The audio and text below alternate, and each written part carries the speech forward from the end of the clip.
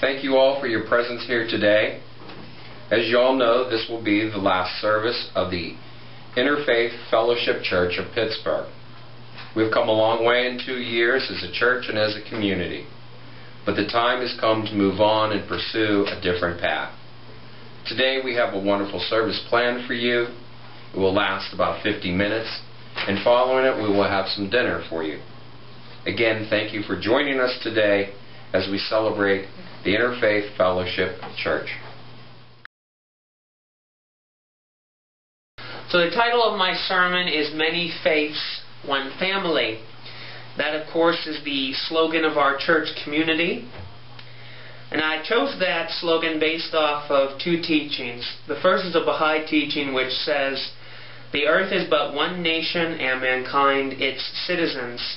And the second one comes from the Conco faith, which says, "God uses the voices of men to convey teachings. One would do well to listen to even the lullabies of children, as they may hear God's voice there." Our world today is not like it was 100 years ago. 100 years ago, your religion was determined by where you lived. Those born in Europe were mostly of the Christian faith. In the Middle East, we were mostly Muslim. In China, Buddhist or Taoist. Today, however, we live in an age where information can be spread globally through the internet. And of course, immigration has brought people of different faiths and cultures into our own communities. We live in a small world today. Our world is growing smaller with the internet, immigration, cell phones, documentaries. All of these things are bringing about an education and spiritual revolution. However, as our world grows smaller, at the same time our family grows bigger. What do I mean by this? As I quoted earlier, the earth is but one nation and mankind its citizens. This teaching was given by Baha'u'llah, founder of the Baha'i faith, and sums up the current world condition that we see before us. The world is indeed becoming one nation in a spiritual sense. Before the modern era, people were separated from other cultures. They did not have the internet and other inventions that allowed a global discussion amongst people of various religions and cultures of the world. With this global discussion, new ideas have been spread and a new consciousness is being developed. Humanity is in the early stages of reaching maturity and adulthood. But how has this all come about, and where does interfaith come into play? If I may, allow me to explain a little. Since the dawn of humankind, great sages have guided us. Throughout history, we find great figures, men and women, rising up in their lands and sharing gems of wisdom with their communities. In India came Krishna and Buddha. In Palestine, there was Moses and Jesus. From the Middle East came Muhammad, Zoroaster, and Baha'u'llah. China had Confucius and Lao Tzu. Japan had Nichiren and Konko Daijin. Tibet has the line of the Dalai Lama. And of course there are modern figures such as Nikkyo Nawano, Elizabeth Clare Prophet, and Gandhi. And of course there are many, many others that I could name. And there are even those whose names have been lost to history. But always, humankind has had a lamp to guide them. I'm reminded of the Jewish teaching found in Psalms 119 and verse 105, which says, "Your word is a lamp to guide my feet and a light for my path." These sages are lamps that help us see and walk down the path that leads to the great divine one. Yet it seems that many still cling to one lamp instead of embracing the light and refuse to follow any other way. Was this what was intended, and is this natural? Now, each and every person has the right to believe whatever they wish, so long as they do not infringe on the right of others to do the same. And it certainly is not in my place to tell people what is true or correct, as I myself am just a simple seeker of the way. However, I do wish to offer my own personal thoughts on this matter for your consideration. I, too, was once someone who clung to one particular lamp and refused to walk in the whole light. I firmly believe that Jesus Christ was the only true messenger for today, and although I respected other faiths and other teachers, I viewed them as a lesser teaching, having some truths, but being inferior to Christ. In my mind, Christ and Christ alone was supreme. This is a common belief found amongst all religions, the belief that your way is the only way. And many respected members and friends of our church who are here today hold such a belief. That is not wrong at all. Some of our most active members and friends indeed hold such views, and in no way do I think they are wrong in doing so. In fact, in each religion and every culture, there are those who believe that their particular light burns the brightest. And while I can understand the thinking behind such views, I personally do not find it to be a natural way of thinking. In this modern age, humanity is awakening, and as we are, we must re-examine our morals, our teachings, and our beliefs. As we mature as a global family, we must shake off the ways of our youth and begin to see and think with our spiritual eyes and brain. Just as in school with each grade our knowledge and thinking improves, so too we in the school of life must advance forward. As I grew in my understanding of the teachings of the various sages, I came to see that while there are many differences, the underlying message was the same, that God is love, and loving God means following God's teachings. I recall a teaching from the Dhammapada, an early sutra of Buddhism, which teaches, 1,000 candles can be lit from a single candle. Happiness does not decrease by being shared. I think an interfaith interpretation of this could be, 1,000 candles can be lit from a single candle. God does not diminish by being shared. When we light more candles in a dark room, what happens? The room becomes filled with more and more light. So too does the world become filled with the light of God when we have many lights to guide us. You know, Jesus Christ said in John chapter 14, verse 6, I am the way, the truth, and the light, and the life. No one can come to the Father except through me. Was he claiming that he alone was the only way? It is easy to see how many people accept such a view. However, did not all the sages of the world claim to be the way, the truth, and the light? Rather than them boasting of their own greatness, they were, in my interpretation, speaking of the Divine One, and that they were messengers who could help people come closer to God. In the Lotus Sutra, a sutra preached by the Buddha shortly before his death, he taught that in the past he had appeared in various forms to guide humankind. In the same sutra, Buddha also taught that truth was eternal, having always existed. Indeed, since the dawn of humankind, we have and will continue to be guided by lamps of God. It is unnatural then, in my view, to cling to one lamp stuck on the path, unable to move forward. As humankind matures and enters this new age, we must, with courage, and it will take courage, leave behind such childish ideas and let go of just one lamp. If we want to walk down the narrow road that leads to life, we must allow ourselves to be guided by all lamps. As I asked earlier, how did humanity come to this point where we are maturing and reaching adulthood? As I have explained, we have been guided ever so patiently by the Divine One through the lamps, the sages, prophets, and teachers. They have shown us the way. As we begin to see that all Scripture is inspired by God and given for the benefit of mankind, we must decide for ourselves what each of us will do. In the Jewish book of Deuteronomy, chapter 30, verses 19 and 20, we read, Today I have given you the choice between life and death, between blessings and curses. I call on heaven and earth to witness the choice you make. Oh, that you would choose life, that you and your descendants might live. To conclude today, Interfaith is one of the vehicles that will bring about life and help us make that choice. Interfaith brings people together. It allows them to come as they are with their beliefs intact, but allows them to come together in such a way that they can use the power of religion to better the world.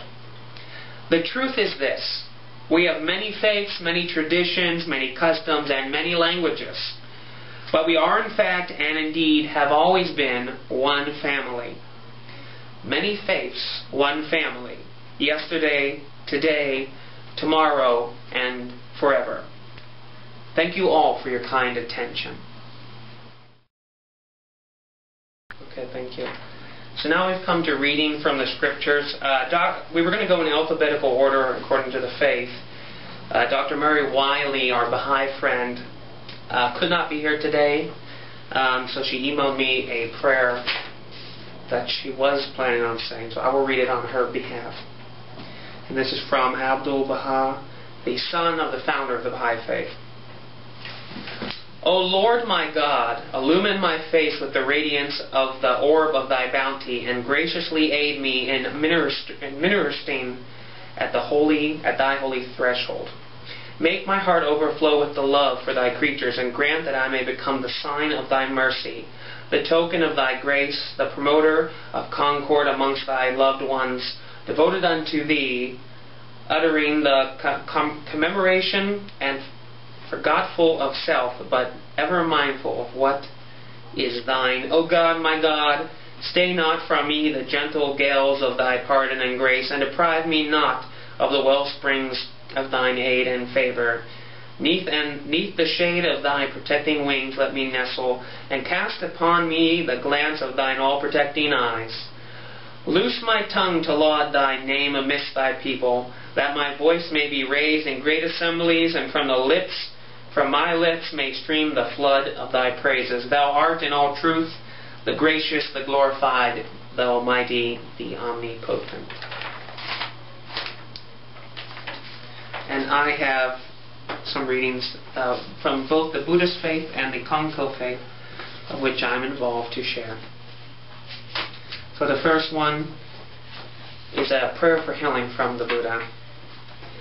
May all beings everywhere plagued with suffering of body and mind quickly be freed from their illnesses. May those frightened cease to be afraid. May those bound be free. May the powerless find power.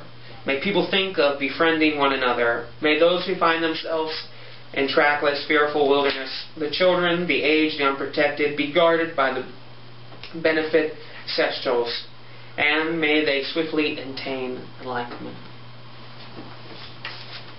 The second reading is from the Japanese prophet Kanko Daijin. It's a conversation he had between himself and one of his followers. I would very much like to go to the mountain and undergo aesthetic training for some time. What do you think of this?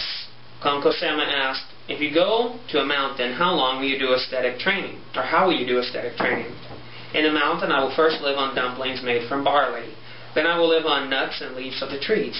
Then, towards the end, I will survive only on water. Then Kanko-sama asked, what kind of mountain will you go to? I will go as deep into the mountains as I can to separate myself from the world. Kanko-sama imparted, that is fine. However, you need not trouble yourself by going to a mountain. Create a mountain in your heart and do religious training there. Enter the mountain which you have created in your heart. Then no matter if there are difficulties or unsavory meals from your wife, you will not complain. Would you like to come up and read your part?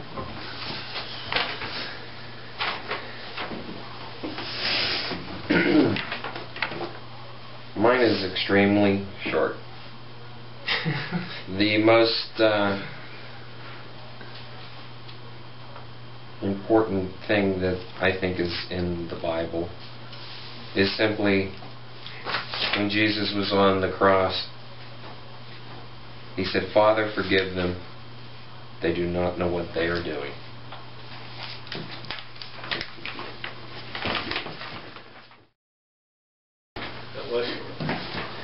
Okay, so now we come to the presentation of awards.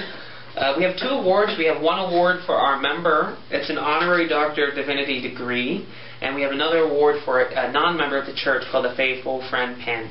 So the first award that I want to talk about is the honorary Doctor of Divinity degree. As some of you know, the organization that ordained me was the Universal Life Church. And they have an honorary Doctor of Divinity, which, of course, it's honorary, but legally, whoever this is awarded to can put Doctor in front of their name and DD, Doctor of Divinity, after their name. And so it wasn't really hard to decide who got this award. This person has been not a supporter of the church from the beginning, but pretty much throughout its entire ministry. At first, they weren't too sure, and they devoted most of their time and energy into helping me with this church. So, Mr. John Piemme, of course, please come on up. So, funny thing though is that they put the right date, but they put 2010. So I can simply just have them change that. But this is your honorary Doctor of Divinity degree awarded by this church through Universal Life to you, and it comes with a booklet on different divinity and ministerial duties. And as of today, should you accept this award, you are Dr. John Piemme, D.D., and an honorary minister of the Interfaith community. Boy, thank you. So, if you have anything to say. I don't know what to say, Rob. Well, I think it was quite obvious. So, who should get the award? And our next awardee, I don't think anyone will be surprised. The second award is the Faithful Friend Pin. This comes to us from Interfaith Resources. It's a gold-plated pin that has a symbol of the Baha'i, Christian, Buddhist, Muslim, Hindu, and Jewish faith.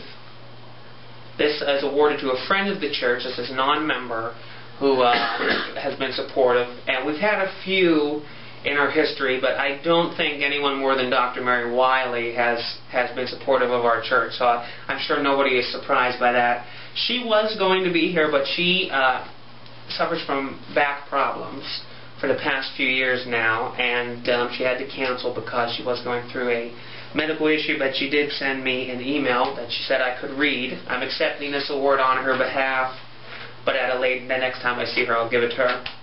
It says, "Dear Rob, on finding that your church plans to present me with the Faithful Friend Gold Medal, I am so touched that I have tears in my eyes. Thank you so much for remembering me in this way.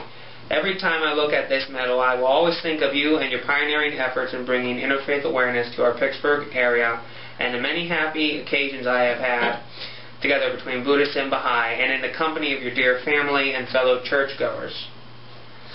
And then she shared two teachings with us that she said are examples of our congregation. "The earth is but one country, and mankind its citizens, and consort with the followers of all religions with friendship and fellowship." Those are from her Baha'i faith. "Warmest best wishes, Mary." So.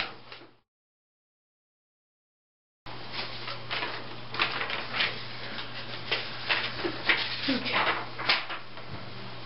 So now we've come to obviously this is the last church service we are going to dissolve, but to be official, we have a General Assembly, a session of all members. So 1, 2, 3, 4, there are 5, 6 members, and I believe our total membership, let me see, would be 7, 8 members, so we have 6 out of 8. We've met the amount necessary. It doesn't need to be that official, but I'm going to make a motion to dissolve the congregation. And so, if someone please second the motion. Second the motion. Okay. Where's my paper? Okay. Would anyone like to have discussion on the matter? I mean, obviously, I think we all agree that it is the right thing to do to dissolve the church. So, okay. All in favor of the motion, please raise your hand. The motion to dissolve. Okay. Are there any opposed? Okay. So the motion carries. As of the end of today, the Interfaith Fellowship Church of Pittsburgh will officially be dissolved and cease to exist as both a spiritual and legal entity.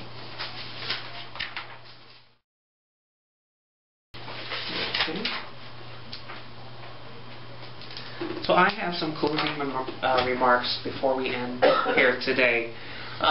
When I first started this church, I had no idea what to expect. I didn't know if it was going to grow, if it was going to die. You know, it has been interesting. When we first started off, we had a nice number of services. We went a while without holding anything, but 2009 really was the best year for the church. 2010, obviously, we saw the decline, and it sort of became evident that the best thing to do would be to end the congregation. The local response has not been that great. Besides family and friends, we have not been able to reach out to anyone, but I've noticed the online response has been fantastic. In fact, just yesterday I received a call from a gentleman who saw our website, and I've received several telephone calls, several emails, and in the last 30 days our church had 199 visitors, including from places such as Kazakhstan, Swaziland, the Russian Federation, United States and Canada. Obviously, we've had people from all over visit our website. I received many emails. So obviously the best avenue, it seems, to spread our interfaith message would be online. And so in the near future, I am going to be forming an online ministry. Officially, I haven't picked a name yet, but I was thinking Interfaith Fellowship, Outreach Ministries, or something along that line. It will solely be an online ministry. But it was definitely worth my time and energy over the past 2 years to do this, uploading videos, designing the website, hosting events. The vast majority of people enjoyed it, and it certainly has been something that I have enjoyed. So it's nice that we can have a little service to officially end it in such a way. In the future, I do plan on hosting on certain days like this. I'm going to continue the Dalai Lama's birthday celebration, and I'm still going to host a thing on Peace Day, but that will be done by me personally. It's not going to be a formal, wearing a suit or tie or wearing the collar. It'll just be a very informal family and friends type of thing, as I think that would be best. But I've enjoyed it, and I'm sure many of you have enjoyed it as well. Okay. So with that, we have the closing prayer. Okay. Let's see. And this prayer comes to us from the Buddhist faith. Just as the soft rain fills the streams, pours into the rivers, and join together in the oceans, so may the power of every moment of your goodness flow forth to awaken and heal all beings. Those here now, those gone before, those yet to come. By the power of every movement of your goodness, may your heart's wishes be soon fulfilled, as completely shining as the bright full moon, as magically as by a wish-fulfilling gem. By the power of every moment of your goodness, may all dangers be averted and all disease be gone. May no obstacle come across your way. May you enjoy fulfillment and long life. For all those in whose heart dwells respect, who follow the wisdom and compassion of the way, may your life prosper in the four blessings of old age, beauty, happiness, and strength. So again, I thank you all for your attendance here today. We will need a few minutes before we have the food. We have cake, fruit, we have a sandwich tray, we have a lot of good stuff, so just please go into the living room and we will have the food output. Also, just sort of as a keepsake from me, he accidentally printed out 10 of these. I only needed one. So if you'd like to keep one of these, you can, but I was thinking we could all sign one, and if you wanted to write a little message. And I have my pen made from recycled plastic water bottles that we can all use.